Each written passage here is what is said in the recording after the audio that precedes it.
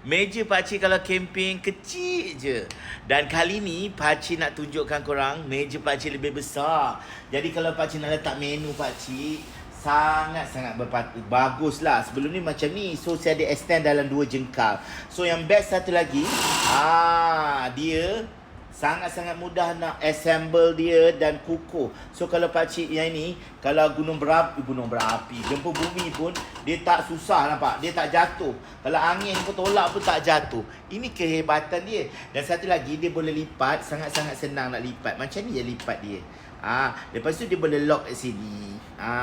Warna dia pun sangat-sangat nice. Dan yang paling best sekali, dia ada bag dia. Bag dia bag warna hitam lah, senang nak bawa ke mana-mana. Jadi korang, kalau korang suka sangat pergi camping, kena ada meja ni. Meja ni macam pakcik kan, duduk kat sini kan. Boleh jadikan meja untuk sofa rumah. Kita alaskan je lah. Kalau korang nak estetik, tak payah alas lah. Je macam ni je. So dia lock macam ni. So nampak? Pakcik kalau duduk, pakcik nak cuba duduk, okey? Korang tengok pakcik duduk macam mana. Bismillah. Nampak? Nampak? Korang, pakcik duduk. Pakcik tak nampak? Pakcik angkat kaki pakcik. Tahan. Sangat-sangat tahan. Dan pakcik yakin dia tak ada pun, orang kata tak ada pun melengkung ke apa ke. Terbaik lah. Memang terbaik. Korang ni kelas pakcik korang, nampak tu. Tu kemah, tu payung. So kelas pakcik ni kelas TikTok.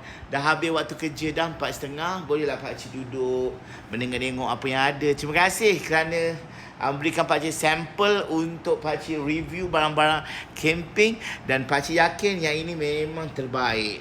Untuk anda yang nak meja yang mampu milik, inilah meja yang terbaik untuk korang. Okay? Pakcik, jangan letak kaki lah dekat atas ni. Tak nice, tak sopan. Letak bunga comel. Okay.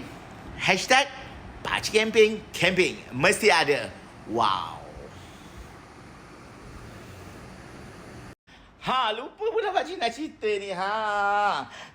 Bukan sahaja kita punya kerusi, meja, kita pun ada kerusi juga. Sama juga syarikatnya. Yang best kat sini, dia ada ni. Kalau korang nak pegang macam ni pun boleh. Lepas tu kalau korang ada bantal, korang nak letak kat tepi ni, dalam ni, korang boleh letak bantal. Sedap sikit kita sandar. Meja ni sangat-sangat best. Sebab apa tau? Meja pula. Macam nak letak sini sekejap. Kerusi ni sebab apa? Sebab dia senang untuk kita. Ni korang tengok ni. Tada! Macam ni je. So korang boleh letak dekat dalam kereta.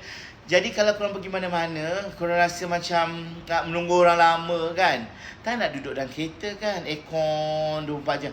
Korang buka tadi meja tadi, buka benda ni, macam-macam korang boleh buat. So yang ni kain dia, texture kain dia sangat-sangat berbaloi-baloi sebab keras macam kain kemah. Dan warna kaki sangat-sangat menarik. Dan dia punya buka dia bukan jenis yang macam biasa tu. Dia punya ni kukuh. So yang ni untuk kat bahagian tanah, dia elok dia punya ni. Maksudnya dekat atas tar pun boleh, atas lantai pun boleh. Dan senangnya macam ni, dia tak tercepit tangan kita. So macam ni. So dia ada bag juga. Bag pun warna kaki, korang masukkan dia, tak ada dah nampak messy macam ni. Hanya buka saja macam ni. So kalau korang kat hospital ke apa, duduk lama kan. So macam pakcik macam nak duduk, korang tengok. Bismillah. Pakcik duduk. Pakcik yang ala-ala botol besar ni pun boleh duduk. Selesa. Sangat-sangat selesa. Dan best lah kalau pergi healing macam ni kan. Duduk macam ni. Benda ni pun ringan dan senang untuk korang bawa. Dan korang tekuk dia ataupun simpan dia. Letak dalam kereta, meja dengan kerusi memang berbaloi-baloi. Hashtag pakcik camping.